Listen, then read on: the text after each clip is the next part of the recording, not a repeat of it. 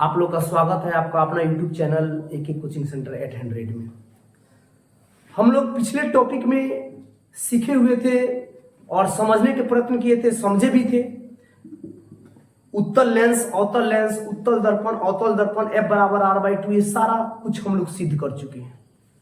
अब बात आती है क्वेश्चन आंसर की। तो बिहार बोर्ड का जितना क्वेश्चन आंसर है हम कोशिश करते हैं सोल्व करवा दें सारा क्वेश्चन बोर्ड पर ही। और बाय द वे कोई टॉपिक छूट गया है तो जब हम लोग भारतीय भवन पढ़ेंगे या इसी में जो टॉपिक हमको दिख जाएगा वो आप लोगों को मतलब कि समझाने का मैं प्रयत्न करूंगा। तो इस वीडियो के जरिए आप लोगों को आज क्वेश्चन आंसर कराई जाएगी। फर्स्ट नंबर क्वेश्चन है आप लोग की बिहार बोर्ड से कि अवतल दर्पण के मुख्य फोकस की परिभाषा लिखिए। तो मुख्य फोकस क्या है, आइए हम लोग फिगर के माध्यम से समझते हैं। देखिए यह अवतल दर्पण है। तो अवतल दर्पण में बताया गया है कि जिसका परावर्तक सतह धंसा हो उसको अवतल दर्पण कहते हैं। एक बार फिर से हम री कर देते हैं। और अवतल दर्पण का जो मतलब कि मान लीजिए M हो गया, M डैश हो गया, यानी अवतल दर्पण का जो किनारा है तो दोनों किनारे की जितनी दूरी होती है यानी दोनों किनारे से जितनी दूरी होती है उसको द्वारक कहते हैं, उसको द्वारक कहते हैं। और दर्पण के बीच वाले भाग को ध्रुव कहते हैं यानी पी कहते हैं। और यह क्या है, मुख अक्ष है। तो मुख अक्ष है तो देखिए मुख अक्ष हो गया यह, तो ये F हो गया और यह क्या होगा, C हो गया। तो वक्रता त्रिज्या बताया कि दर्पण यह गोलीय दर्पण है और इसके केंद्र को वक्रता त्रिज्या कहते हैं। और यह हो गया आपका मुख्य फोकस। मुख्य फोकस के समानांतर जब कोई किरण आपतन से परावर्तन के बाद जिस बिंदु से गुजरती है उसको मुख्य फोकस कहते हैं। यानी हम इसको कैसे कहेंगे, तो अवतल दर्पण में पूछा जा रहा है, चाहे गोलीय दर्पण में पूछा जाए, कुछ भी पूछा जाए, तो अवतल दर्पण में पूछा जाए तो अवतल दर्पण के मुख्य अक्ष के समानांतर, मुख्य अक्ष के समानांतर जब कोई किरण, मुख्य अक्ष के समानांतर जब कोई किरण आपतन माने आना, सीधा बात समझिए, आपतन माने आती हुई, अब परावर्तन माने टकरा के जाती हुई। तो आपतन से परावर्तन के बाद जिस बिंदु से होकर गुजरती है उसको मुख्य फोकस कहते हैं। आया समझ में? तो देखिए अवतल दर्पण के मुख्य फोकस के समानांतर और निकटवर्ती, समानांतर और निकट ये भी हो सकता है, ये भी हो सकता है, ये भी हो सकता है, सारा निकटवर्ती सभी आपतित किरण, यानी ये सब क्या है, आपतित किरण है। परावर्तन के बाद मुख्य अक्ष पर एक बिंदु पर अभिसारित होती है। मुख्य अक्ष के एक बिंदु पर क्या होती है, अभिसारित होती है। देखिए यही मुख्य बिंदु है। इस बिंदु का दर्पण का मुख्य फोकस कहा जाता है। चाहे हमेशा परीक्षा में दिया जाता है कि परीक्षार्थी यथासंभव अपने ही शब्द में उत्तर दे, तो सीधा सा आप लोग जवाब देंगे अवतल दर्पण के मुख्य अक्ष के समानांतर या निकटवर्ती जब कोई किरण आपतन से परावर्तन के बाद जिस बिंदु से होकर गुजरती है चाहे अभिसारित होती है उसको क्या कहते हैं, मुख्य फोकस कहते हैं। नेक्स्ट क्वेश्चन, एक गोलीय दर्पण की वक्रता त्रिज्या। देखिए वक्रता त्रिज्या को हमेशा R से सूचित करते हैं। इसकी फोकस दूरी क्या होगी, फोकस दूरी को F से सूचित करते हैं और वस्तु की दूरी को V से, U से, वस्तु दूरी को U से। तो दिया गया है, इंग्लिश में भी लिख सकते हैं गिवन दैट इन वक्रता त्रिज्या यानी R बराबर दिया है 20 सेंटीमीटर। देखिए वक्रता त्रिज्या दिया है 20 सेंटीमीटर। तो पूछ रहा फोकस दूरी, तो F बराबर R/2 होता है, यानी वक्रता त्रिज्या के मुख्य फोकस और संबंध जो है वह सूत्र आप लोग को सिद्ध किया गया वीडियो में, F बराबर R/2। तो F बराबर देखिए तो R का मान 20 है, तो 20/2 कटा देंगे 10 मार्क में, F बराबर 10 सेंटीमीटर हमारा आंसर आ जाएगा। नेक्स्ट क्वेश्चन देखिए, उस दर्पण का नाम बताइए जो बिंब का सीधा तथा आवर्धित प्रतिबिंब बना सके। सीधा और आवर्धित प्रतिबिंब, तो सीधा माने एकदम सीधा, आवर्धित माने 12, आवर्धित माने 12। तो याद है अवतल दर्पण में आप लोग को बताया गया था कि जब वस्तु को हम ध्रुव और मुख्य फोकस के बीच में रखेंगे तो दर्पण के पीछे जो है क्या बनेगी, प्रतिबिंब बनेगी। आज जब दर्पण के पीछे प्रतिबिंब बनेगी तो याद रखिएगा हमेशा सीधा तथा आवर्धित बनेगी। तो आप कहिएगा कि सीधा प्रतिबिंब तो सर उत्तल दर्पण में बनता है, तो जी उत्तल दर्पण में बनता है लेकिन काल्पनिक बनता है और छोटा बनता है। उत्तल दर्पण में छोटा प्रतिबिंब बनता है, इसलिए हमारा उत्तर होगा अवतल दर्पण। यानी देखिए जब अवतल दर्पण में देखिए जब अवतल दर्पण में यह मुख्य ध्रुव हो गया और F हो गया, तो ध्रुव और F के बीच में जब कोई वस्तु रखेंगे तो यहाँ पर क्या होगा, दर्पण के पीछे प्रतिबिंब बनेगी और बड़ा प्रतिबिंब बनेगा और आवर्धित प्रतिबिंब बनेगा। तो बड़ा और आवर्धित प्रतिबिंब किस दर्पण में बनता है, तो अवतल। बड़ा और आवर्धित प्रतिबिंब अवतल दर्पण में बनता है। नेक्स्ट क्वेश्चन आते हैं, हम वाहनों में उत्तल दर्पण को पश्च दृश्य दर्पण के रूप में वरीयता क्यों देते हैं? तो आइए देखिए, सॉरी उत्तल दर्पण है यहाँ पर, पश्च दृश्य दर्पण के रूप में वरीयता क्यों देते हैं उत्तल दर्पण को? तो देखिए, उत्तल दर्पण में सीधा प्रतिबिंब बनता है और काल्पनिक प्रतिबिंब बनता है। तो सीधा और छोटा प्रतिबिंब बनता है किसमें, उत्तल दर्पण में। अब बड़ा तथा उल्टा प्रतिबिंब बनेगा कथी में, अवतल दर्पण में। तो आप बताइए, आप लोग देखते हैं, हम लोग इधर से अपना मांग फाड़ते हैं अपना, तो आप लोग देखते होंगे, अगर कैमरा में देखते होंगे तो लग रहा होगा इधर से हम अपने मांग फाड़े हुए। आप लोग बताइए, गाड़ी आएगी पीछे से तो लगेगी, आगे से आएगी, हम लोग ले जाकर ठोक देंगे। तो अवतल दर्पण में उल्टा प्रतिबिंब, बड़ा प्रतिबिंब बनेगा, छोटा सा शीशा, अब 5 गाड़ी आएगी तो दिखाई देगी, नहीं दिखाई देगी। इसलिए हम उत्तल दर्पण का प्रयोग करते हैं ताकि उसमें छोटा और सीधा प्रतिबिंब बने। सीधा का मतलब जब मैं गाड़ी आओ तो वही मैं गाड़ी जाए। अरे तो जब मैं गाड़ी आओ तो नहीं के पता चलिए अवतल दर्पण लगा देनी, थुथरई से मुंह में थुथरई या मन में थुथरई, अगर कि ना हम अवतल दर्पण लगाए तो लगाई अवतल दर्पण है, मैं गाड़ी आओ तो लगी हो, मैं जाकर ठाए देना मार दे काका गई लो।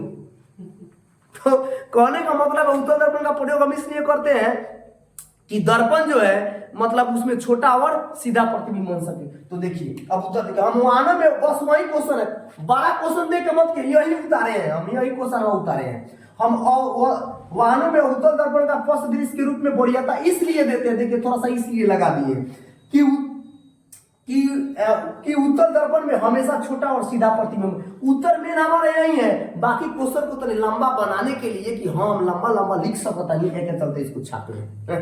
नेक्स्ट क्वेश्चन, उस उत्तल दर्पण की फोकस दूरी ज्ञात कीजिए जिसकी वक्रता त्रिज्या 32। सेम क्वेश्चन है भाई, दिया गया है बराबर वाट r बराबर 32 है बराबर r/2, 32/2 यानी 16। आंसर हो गया 16। तो इसका एक स्क्रीनशॉट आप लोग ले लीजिए। आइए अब हम लोग नेक्स्ट क्वेश्चन की तरफ बढ़ते हैं। क्वेश्चन कह रहा है कि कोई अवतल दर्पण के सामने, चलिए जरा फिगर के साथ समझते हैं। ये हो गया महाराज, हो गया अवतल दर्पण महाराज, और यह हो गया इनका मुख्य फोकस, यह हो गया ध्रुव। बार बार एक ही चीज कैसे पता है, ध्रुव है या एफ है या क्या है, सी है। तो दर्पण के सामने 10 सेंटीमीटर की दूरी पर, अब लीजिए महाराज 10 सेंटीमीटर की दूरी पर रखी किसी बिंब का तिगुना आवर्धित, तिगुना का मतलब 10 है। देखिए उत्तर अगर एक नंबरिया पूछेगा तो 1 सेकंड में जवाब देना है। अब बताइए तिगुना आवर्धित माने बड़ा, तो 10 सेंटीमीटर की दूरी पड़ता है, तो अगर तिगुना कहता है 10 या 30 आंसर हो गया। अगर 2 नंबर का पूछेगा तो कैसे बनेगा, देखिए बताते हैं कैसे लिखेंगे। तो वास्तविक प्रतिबिंब होता है प्रतिबिंब से कितनी दूरी पर है, तो दिया गया वस्तु की दूरी u बराबर -10 सेंटीमीटर। अब कहिएगा सर माइनस काहे लिखे हैं, तो चिन्ह परिपाटी के अनुसार आप लोग जानते हैं, जब दर्पण अवतल दर्पण में उल्टा प्रतिबिंब बनता है, इसलिए सारा वस्तु दूरी पर ये सब क्या होता है, माइनस में हो जाता है। तो u बराबर -10 हो गया। आवर्धन बराबर कौन है, -3। आवर्धन बराबर क्या है, -3, यानी कौन है, तिगुना आवर्धित वास्तविक प्रतिबिंब होता है। तो वास्तविक प्रतिबिंब बनता है, तो वास्तविक प्रतिबिंब बनता है, तो इसका मतलब क्या हुआ, अवतल दर्पण में प्रतिबिंब बना है। अवतल दर्पण में प्रतिबिंब बनता है तो क्या बनता है, सीधा उल्टा प्रतिबिंब बनता है, और इसमें क्या बन रहा है, वास्तविक प्रतिबिंब बनता है, यानी उत्तल के जैसा बन रहा है, यानी दर्पण के पीछे बन रहा है। तो देखिए यहाँ पर तो -3 हो गया। तो सूत्र से हम बराबर सीधे v/u, आवर्धन का सूत्र होता है v/u। v माने प्रतिबिंब दूरी, अब बाटा u माने वस्तु दूरी, यानी m बराबर आवर्धन बराबर होता है प्रतिबिंब दूरी में भागा देंगे वस्तु दूरी से, तो हमारा आवर्धन ज्ञात हो जाएगा। तो m बराबर -3 है, अब v पता नहीं है, अब क्या इतना हो जाएगा, u बराबर -10 है। तो देखिए -10 है तो माइनस से माइनस कट गया, आई देखिए माइनस ही बच गया, तो v है कम v है, और 10 या 30 सेंटीमीटर। अब कोई क्वेश्चन पूछ दे कि प्रतिबिंब कहाँ बनता है, तो v के ऋणात्मक चिन्ह से स्पष्ट होता है, यानी ऋणात्मक चिन्ह से स्पष्ट होता है प्रतिबिंब दर्पण के सामने। दर्पण कहाँ बन रहा है, सामने, माइनस आएगा तो सामने, प्लस आएगा तो पीछे, माइनस आएगा तो सामने, प्लस आएगा तो पीछे, अर्थात बाईं ओर बनता है। अर्थात कहाँ बनता है, बाईं ओर। मान लीजिए दर्पण जी है, तो यहाँ पर दर्पण जी ऐसे मुंह करके बैठे, तो ये क्या हो गया, बाईं ना हो गया। देखिए तो अब नेक्स्ट क्वेश्चन कह रहा है वायु में गमन करती प्रकाश की एक किरण, यह मान लीजिए कि यह आपका क्या हुआ, अभिलंब हो गया। अब कह रहा है एक किरण जल में तिरछी प्रवेश करती है, तो जल में कैसे प्रवेश करती है, तिरछी प्रवेश करती है। देखिए तिरछी प्रवेश करती है, तो तिरछी प्रवेश करती है तो प्रकाश किरण अभिलंब की ओर झुकेगी अथवा अभिलंब से दूर हटेगी। अब बताइए, वायु सघन का मतलब और विरल का मतलब आप लोग को बता दें। आप लोग को एक छोटा सा उदाहरण देते हैं। आप लोग को जैसे मान लीजिए यह बोर्ड है, यह बोर्ड है, आइए क्या है, काठ का, मान लीजिए काठ का कोई चाहे ईंटा है, ये दोनों में ज्यादा बड़ियार कौन है पूछा जाएगा तो आप कहिएगा जरूर ऑब्वियसली कहिएगा कि सर ईंटा बड़ियार है। इसी प्रकार जो ज्यादा घना होता है, कठोर होता है, वह सघन होता है। यानी हवा से, हवा में और पानी में सघन कौन होगा, तो पानी होगा। तो आप बताइए हवा में स्पीड आप लोग दौड़िएगा हवा में, तो तेज हवा में भागिएगा कि जल में भागिएगा, ऑब्वियसली हवा में भागेंगे क्योंकि प्रतिरोध उत्पन्न करेगा जल। उसी प्रकार जब प्रकाश महाराज आएंगे तो हवा में, जैसे हवा में आएंगे और हवा से जब ज्यादा सघन में जाएंगे तो उनकी स्पीड कम हो जाएगी, स्पीड कम हो जाएगी तो अभिलंब की तरफ झुक जाएंगे, सीधी सी बात है। तो वही कह रहा है कि वायु में गमन करती प्रकाश की किरण जल में तिरछी प्रवेश करती है, तो क्या प्रकाश किरण अभिलंब की से झुकेगी अथवा अभिलंब से दूर हटेगी? बोलिए याद हुआ कि नहीं हुआ? अब उसी को अपने हिसाब से लिखे, वायु में गमन करती प्रकाश की किरण जब जल में तिरछी प्रवेश करती है, कहां से लिखे हैं, क्वेश्चन उतार दिए, क्वेश्चन छाप दिए, अभिलंब की ओर झुकेगी। और मेन पॉइंट यहाँ है, अभिलंब की ओर झुकेगी क्योंकि जल वायु के अपेक्षा अधिक सघन है, साथ ही वायु के अपेक्षा जल में उसका वेग घट जाता है। तो कैसे घट जाएगा, तो अंदाज कीजिए कि हम लोग ऐसे दौड़ रहे हैं, रोड पर दौड़ रहे हैं, आप लोग को पानी में डुबा दिया जाए, कहे बबुआ दौड़ो दौड़ो, तो दौड़बो, तो बबुआ जब दौड़ी है तो बबुआ तेज दौड़ी है कि धीरा हो गई है, तो कहिएगा सर धीरा हो जाएगी। तो कहा धीरा हो जाएगी, पनिया रोकी, हवा में कम रुकी, हाथ है हवा में भाग देता बोलो तेजी से। जल में कहा जाए भागने के लिए इतना स्पीडली भागेगा नहीं, क्योंकि जल से हवा से ज्यादा सघन क्या होता है, पानी होता है। तो पानी होता है तो इसलिए प्रकाश क्या होगी, उसकी स्पीड कम हो जाएगी, उसकी चाल कम हो जाएगी। जब कम हो जाएगी तो तिरछी प्रवेश करेगी और अभिलंब की तरफ क्या हो जाएगी, झुक जाएगी। सघन से विरल में जाएगी तो अभिलंब से दूर भागेगी। तो इसका आप लोग एक स्क्रीनशॉट ले लीजिए। आइए अब हम नेक्स्ट क्वेश्चन देखते हैं। क्वेश्चन है, प्रकाश वायु से 1.50 अपर्तनांक की कांच के प्लेट में प्रवेश करता है, कांच में प्रकाश की चाल कितनी है? अब ध्यान दीजिए, यानी वायु में प्रकाश की चाल 3 × 10⁸ होता है और कह रहा है कि कांच का अपर्तनांक 1.50 है। तो निर्वात में प्रकाश की चाल यानी हवा में प्रकाश की चाल 3 × 10⁸ मीटर/सेकंड है। तो प्रकाश की चाल कितनी होगी, यानी कांच के प्लेट में जब प्रवेश करेगी प्रकाश तो उसकी चाल कितनी होगी? तो देखिए C/V होता है n बराबर, तो देखिए दिया गया n बराबर 1.5, यानी 1.5 अपर्तनांक है। तो अपर्तनांक जब भी कुछ दिया होगा तो n बराबर 1.5 हो जाएगा। और यानी निर्वात में प्रकाश की चाल आप लोग को याद करना होगा, कहीं कहीं क्वेश्चन में दे देगा प्रकाश की चाल 3 × 10⁸ मीटर/सेकंड और कहीं कहीं नहीं भी देगा। तो आप लोग को याद रखना होगा कि प्रकाश निर्वात में या हवा में प्रकाश की चाल कितनी होती है, 3 × 10⁸ मीटर/सेकंड। तो हमको ज्ञात क्या करना है, कांच में प्रकाश की चाल यानी V बराबर, तो हम जानते हैं n बराबर C/V होता है। तो n बराबर देखिए तो दिया 1.5 और बराबर C का मान 3 × 10⁸ और बटा क्या है V है, तो V ही हमको ज्ञात करना है। तो जब क्रॉस मल्टीप्लाई गुना करेंगे तो 1.5 में V से गुना करेंगे 1.5V और 1 से गुना करेंगे 3 × 10⁸ तो 3 × 10⁸ हो जाएगा। ये गुना में है, तो गुना में है तो इधर जाएगा तो क्या हो जाएगा, भाग हो जाएगा। तो देखिए यहाँ पर दशमलव जब उड़ेगा तो कितना हो जाएगा, एक अंक है तो 1 0, तो 3 × 5 = 15 और 5 × 10, तो कितना हो जाएगा 2 × 10 का पावर कितना हो जाएगा 8, यानी 5 × 10 का हो गया, एक क्या बच गया 2, यानी 2 × 10 का पावर 8 मीटर/सेकंड हो जाएगा। नेक्स्ट क्वेश्चन देखते हैं सारणी 2.3 से। देखिए एक सारणी आप लोगों को किताब में दिया गया होगा और पिछला वीडियो में हमने सारा का अपवर्तनांक लिख दिया है। हीरा का कितना होता है, तारपीन का तेल का कितना होता है, सबका अपवर्तनांक दिया गया था। तो वही कह रहा है 10.3 से, यानी उसमें सारा का अपवर्तनांक दिया गया। अधिकतम प्रकाशीय घनत्व के माध्यम को ज्ञात कीजिए, यानी सबसे अधिक क्या होगा, तो उसमें सबसे अधिक हीरा का अपवर्तनांक था 2.42। न्यूनतम प्रकाशीय घनत्व के माध्यम को भी ज्ञात किया, यानी सबसे, तो देख के उसमें से लिख देना है कि सबसे कम किसका मान है और सबसे अधिक किसका मान है। उत्तर के रूप में भी लिखा बनाया जा चुका है कि अधिकतम प्रकाशीय घनत्व के माध्यम हीरा है, उसमें दिया गया होगा। अपवर्तनांक देख लीजिएगा, सबसे ज्यादा किसका अपवर्तनांक है और सबसे कम किसका अपवर्तनांक है, जिसमें जिसका अपवर्तनांक 2.42 है। न्यूनतम प्रकाशीय घनत्व माध्यम हवा है, जिसका अपवर्तनांक 1.003 है, यानी सबसे कम किसका होता है, हवा का होता है, और सबसे अधिक किसका होता है, हीरा का होता है। नेक्स्ट क्वेश्चन, आपको केरोसिन, तारपीन का तेल तथा जल दिया गया है। तो देखिए हम वीडियो में भी डाल दिया गया, आपके किताब में भी होगा। तारपीन का तेल का अपवर्तनांक कितना है, केरोसिन का अपवर्तनांक कितना है, और तथा जल का अपवर्तनांक कितना है, तो दिया गया है। तो इसमें से किसमें प्रकाश तीव्र गति से चलेगा, तो जिसका अपवर्तनांक सबसे कम होगा उसमें प्रकाश तीव्र गति से चलेगा, जिसका अपवर्तनांक ज्यादा होगा उसमें प्रकाश क्या हो जाएगा, उसकी रफ्तार धीमी हो जाएगी।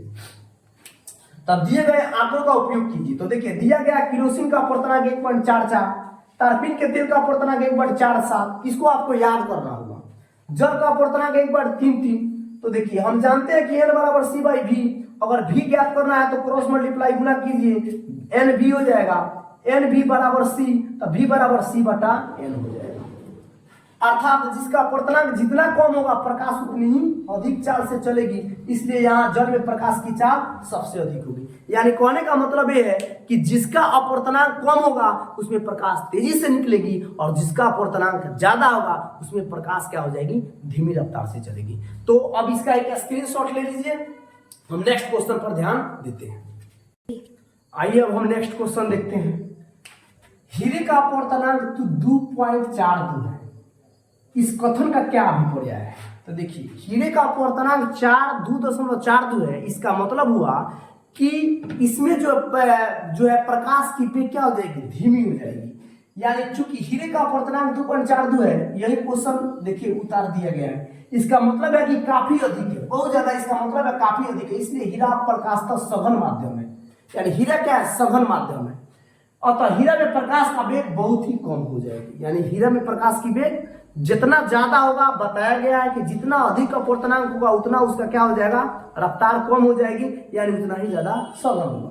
नेक्स्ट क्वेश्चन है, किसी लेंस एक डायोप्टर, किसी लेंस की एक डायोप्टर यानी क्षमता है, लेंस की क्षमता को डायोप्टर में मापते हैं। जैसे आंख खराब हो जाए, तो आंख खराब हो जाए तो कितना, उसको किस चीज में नापा जाता है, डायोप्टर में। आप लोग, हम लोग शीशा लेते हैं, आंख जब खराब होता है तो शीशा लगाते हैं, वो डायोप्टर में नापा जाता है उसकी क्षमता को। क्षमता को परिभाषित कीजिए। तो देखिए परिभाषित यही होगा कि जब किसी लेंस की फोकस दूरी 1 मीटर होती है, लेंस की फोकस दूरी जैसे मान लीजिए 1 मीटर की दूरी पर हो, तो उस लेंस की क्षमता 1 डायोप्टर होती है, इसका मतलब होता है 1 डायोप्टर। नेक्स्ट क्वेश्चन आते हैं, कोई उत्तल लेंस किसी सुई का वास्तविक तथा उल्टा प्रतिबिंब उस लेंस से 50 सेंटीमीटर की दूर बनता है, 50 सेंटीमीटर की दूर बनता है। यह सुई उत्तल लेंस के सामने कहाँ रखी जाए, उत्तल लेंस के सामने मतलब कहाँ रखी जाए, यदि इसका प्रतिबिंब उसी साइज का बन रहा है। देखिए उसी साइज का बन रहा है, इसका मतलब दुगुना बनेगा। लेंस की क्षमता भी ज्ञात कर, तो देखिए यहाँ प्रतिबिंब की दूरी क्या है, प्रतिबिंब दूरी, देखिए प्रतिबिंब की दूरी को FV से, प्रतिबिंब फोकस दूरी को F से, वस्तु दूरी को U से सूचित करते हैं। तो प्रतिबिंब का आकार वस्तु के आकार के बराबर है, इसलिए अवश्य वस्तु फोकस दूरी के दुगुनी दूरी पर होगी, यानी वस्तु के आकार पर होगा तो दुगुनी दूरी पर होगी, यानी 2F पर। तो देखिए अर्थात U बराबर क्या दिया, 2F, अब बराबर है तो ये भी क्या हो जाएगा, 50 सेंटीमीटर हो जाएगा। तो F बराबर क्या हो जाएगा, यहाँ पर 25 सेंटीमीटर, यानी फोकस दूरी हो जाएगा। तो लेंस की क्षमता क्या हो जाएगी, P बराबर 1/F होता है, सूत्र होता है यह, P बराबर है, तो P बराबर 1 बटा क्या हो जाएगा, यहाँ पर 25 हो जाएगा F का मान। कैसे, तो देखिए 2F बराबर कितना है, 50 सेंटीमीटर, तो F बराबर क्या हो जाएगा, 50/2, यानी कितना हो जाएगा, 25, तो यही 25 सेंटीमीटर है। तो 1 बटा क्या हो जाएगा, F बराबर 25, और गुना क्या हो जाएगा, 100 से हम क्या करते हैं, गुना कर देते हैं, 25 × 100, यानी P बराबर 4 4 आया, यानी क्या हो जाएगा, 4 डायोप्टर हो जाएगा। यानी प्रकार क्षमता पूछ रहा है कि लेंस की क्षमता ज्ञात करो, तो लेंस की क्षमता क्या हो जाएगी, 4 डायोप्टर। इसका एक स्क्रीनशॉट ले लीजिए। अब नेक्स्ट क्वेश्चन देखते हैं। नेक्स्ट क्वेश्चन जो है 2 मीटर फोकस दूरी, देखिएगा 2 मीटर फोकस दूरी वाले किसी अवतल लेंस, जब अवतल लेंस में होगा तो क्या हो जाएगा, ऋणात्मक होगा, यानी माइनस में होगा। अवतल लेंस की क्षमता ज्ञात की, देखिए अवतल लेंस की फोकस दूरी बराबर है 2 मीटर और लेंस की क्षमता P बराबर 1/f, तो बराबर क्या हो जाएगा 1 और क्या हो जाएगा, यहां पर देखिए 2 मीटर है तो -2, यहां लिखिए चाहे ऊपर लिखिए कोई फर्क नहीं पड़ता है। जब भाग दीजिएगा 1 में 2 से तो दशमलव पड़ेगा 0, 2 × 10, यानी कितना हो जाएगा, तो -0.5 डायोप्टर इसकी क्षमता होगी। यानी 2 मीटर वाले पर क्या हो जाएगा, देखिए 2 मीटर पर उसका क्षमता क्या हो जाएगी 0.5। तो अब आइए नेक्स्ट क्वेश्चन जो है कुछ एक नंबरिया क्वेश्चन है, उसको देख लेते हैं। क्वेश्चन कह रहा है कि जल में कौन सा पदार्थ, यानी जल में कौन सा पदार्थ, नहीं सॉरी जल कह रहे हैं, निम्न में कौन सा पदार्थ लेंस बनाने के लिए प्रयुक्त नहीं किया जा सकता है। जल, कांच, प्लास्टिक, मिट्टी। तो जल का भी प्रयोग लेंस बनाने में प्रयोग होता है, कांच यानी कांच भी होता है, शीशा, प्लास्टिक भी होता है, मिट्टी नहीं होता है, तो इसमें उत्तर क्या हो जाएगा, मिट्टी। नेक्स्ट क्वेश्चन है किसी वस्तु, किसी बिंब की, बिंब माने वस्तु, किसी बिंब का अवतल दर्पण द्वारा बना प्रतिबिंब आभासी, सीधा तथा बिंब से बड़ा पाया गया। कथी कथी, आभासी। आभासी का मतलब क्या होता है, काल्पनिक। सीधा और बिंब से बड़ा पाया गया, तो वस्तु की स्थिति कहां होनी चाहिए। तो देखिए एक में कह रहा है मुख्य फोकस तथा वक्रता केंद्र के बीच, दूसरा का कह रहा है वक्रता केंद्र पर, तीसरा का कह रहा है वक्रता केंद्र से परे। सारा ग्राफ में बताया गया, पिछला वीडियो आप लोग जाके देख लीजिएगा। और दर्पण के ध्रुव तथा मुख्य फोकस के बीच, तो याद रखिएगा दर्पण के ध्रुव और मुख्य फोकस के बीच रहा जाएगा अवतल दर्पण में, तो क्या बनेगा, आवर्धित भी बनेगा, आभासी भी बनेगा और सीधा भी बनेगा। नेक्स्ट क्वेश्चन, किसी बिंब का वास्तविक तथा समान साइज का प्रतिबिंब प्राप्त करने के लिए बिंब को उत्तल लेंस के सामने कहां रखा जाए। तो उत्तल लेंस के सामने कहां रखिएगा, तो फोकस दूरी के दुगुनी दूरी पर, फोकस दूरी के दुगुनी दूरी पर। नेक्स्ट क्वेश्चन कह रहा है किसी गोलीय दर्पण तथा किसी पतले गोलीय लेंस दोनों की फोकस दूरी -15 सेंटीमीटर है, तो दर्पण तथा लेंस संभवतः क्या हो जाएगा, तो दोनों अवतल होगा, दोनों क्या हो जाएगा, अवतल हो जाएगा। नेक्स्ट क्वेश्चन है कि दर्पण से आप चाहे कितनी ही दूर पर खड़े हो, आपका प्रतिबिंब सदैव सीधा प्रतीत होता है, तो या तो वह सीधा प्रतीत होगा या तो वह समतल होगा और चाहे वह उत्तल होगा। नेक्स्ट क्वेश्चन है किसी शब्दकोश यानी डिक्शनरी में पाए गए छोटे अक्षर को पढ़ते समय निम्न में से कौन सा लेंस पसंद करेंगे। यानी छोटा छोटा अक्षर को आप लोग किस के द्वारा मतलब कि कौन सा लेंस पसंद करेंगे, हम नेक्स्ट वीडियो में इसके बाद जो है आप लोग को इसके बारे में विशेष रूप से बताया जाएगा। खैर देख लीजिए। तो देखिए 5 सेंटीमीटर फोकस दूरी की एक क्या करेंगे, उत्तल लेंस लेंगे। 5 सेंटीमीटर फोकस दूरी के एक उत्तल लेंस लेंगे। नेक्स्ट क्वेश्चन में हम नेक्स्ट चैप्टर में हम लोग पढ़ेंगे कि आपका निकट दृष्टि दोष, दूर दृष्टि दोष के बारे में पढ़ेंगे, तो इसके बारे में ज्यादा उसको डिटेल से बताया जाएगा। तो इसका एक आप लोग स्क्रीनशॉट ले लीजिए।